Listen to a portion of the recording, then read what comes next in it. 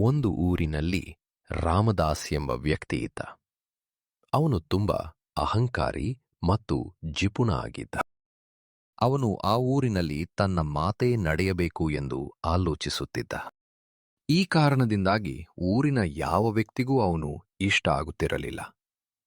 ಎಲ್ಲರೂ ಅವನನ್ನು ದ್ವೇಷಿಸುತ್ತಿದ್ದರು, ಆದರೆ ಅವನು ಇದ್ಯಾವುದಕ್ಕೂ ತಲೆಕೆಡಿಸಿಕೊಳ್ಳುತ್ತಿರಲಿಲ್ಲ. ಇಲ್ಲಿ ನಾನೇ ಶ್ರೀಮಂತ, ಇಲ್ಲಿ ನನ್ನ ಮಾತು ನಡೆಯಬೇಕು, ನಿಮಗೆ ಸಹಾಯ ಬೇಕಾದರೆ ನಾನೇ ಬರಬೇಕು, ನಿಮ್ಮಿಂದ ಯಾವ ಸಹಾಯವೂ ನನಗೇ ಬೇಕಿಲ್ಲ ಎನ್ನುವ ಹಾಗೆ ವರ್ತಿಸುತ್ತಿದ್ದ. ಈಗಿರುವಾಗ ಒಂದು ದಿನ ಕೆಲಸದ ಮೇಲೆ ಬೇರೆ ಊರಿಗೆ ಹೋದ. ಊರಿಗೆ ಬರಲು ತಡವಾಯಿತು. ಕಾಡಿನ ಮಧ್ಯದಲ್ಲಿ ವಿಶ್ರಾಂತಿ ತೆಗೆದುಕೊಂಡು ನಾಳೆ ಊರಿಗೆ ಹೋಗೋಣ ಎಂದು ಯೋಚಿಸಿದ. ಅಲ್ಲೇ ಸ್ವಲ್ಪ ಕಾಲ ನಿದ್ರೆಗೆ ಜಾರಿದ. ಮಧ್ಯರಾತ್ರಿ ಒಂದು ಗೆಜ್ಜೆಯ ಶಬ್ದ ಮತ್ತೆ ಗಡುಸಾದ ಧ್ವನಿ ಕೇಳಿಸಿತು. ಗಾಬರಿಯಿಂದ ರಾಮದಾಸು ಕಣ್ಬಿಟ್ಟು ನೋಡಿದ. ಅವನ ಎದುರು ಒಂದು ಭೂತ ನಿಂತಿತು. ಆ ಭೂತವನ್ನು ನೋಡಿ ನಡುಗಿ ಹೋದ. ಆ ಸಮಯದಲ್ಲಿ ಅವನಿಗೆ ಏನು ಮಾಡಬೇಕೆಂದು ತೋಚಲಿಲ್ಲ. ಗಾಬರಿಯಿಂದ ಸ್ತಬ್ಧನಾಗಿ ಕುಳಿತುಬಿಟ್ಟ. ಆಗ ಆ ಭೂತ ಗಟ್ಟಿ ಧ್ವನಿಯಲ್ಲಿ ಕೇಳಿತು, ನೀನು ಇಲ್ಲಿಗೆ ಯಾಕೆ ಬಂದಿರುವೆ? ರಾಮದಾಸು ಹೇಳಿದ, ನಾನು ಊರಿಗೆ ಹೊರಟಿರುವೆ, ಸ್ವಲ್ಪ ವಿಶ್ರಮಿಸಿ ಹೋಗುತ್ತೇನೆ ಎಂದ. ಆಗ ಆ ಭೂತ ನಗುತ್ತಾ, ಇಲ್ಲಿಗೆ ಬಂದವರನ್ನು ಮತ್ತೆ ಬಿಡುವ ಮಾತೇ ಇಲ್ಲ ಎಂದಿತು. ಭಯದಿಂದಂದ ರಾಮದಾಸು, ನನ್ನನ್ನು ಬಿಟ್ಟು ಬಿಡು, ನಿನಗೆ ಎಷ್ಟು ಬೇಕಾದರೂ ಆಸ್ತಿ ಮತ್ತೆ ಬಂಗಾರ ಕೊಡುವೇನೆಂದು ಹೇಳಿದ.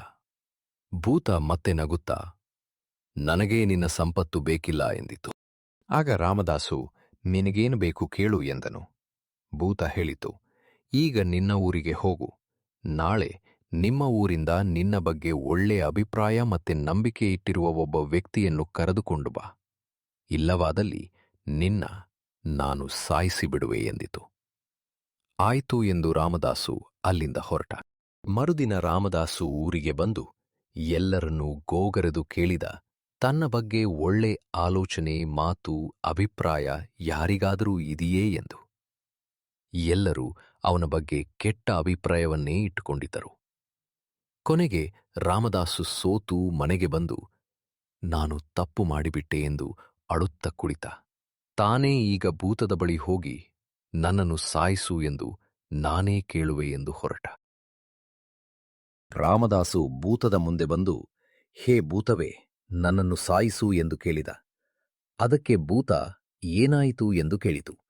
ರಾಮದಾಸು ಎಲ್ಲವನ್ನೂ ಭೂತದ ಹತ್ತಿರ ಹೇಳಿದ.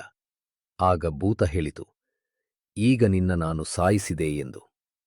ರಾಮದಾಸು ಆಶ್ಚರ್ಯದಿಂದ ಭೂತವನ್ನು ನೋಡಿದ.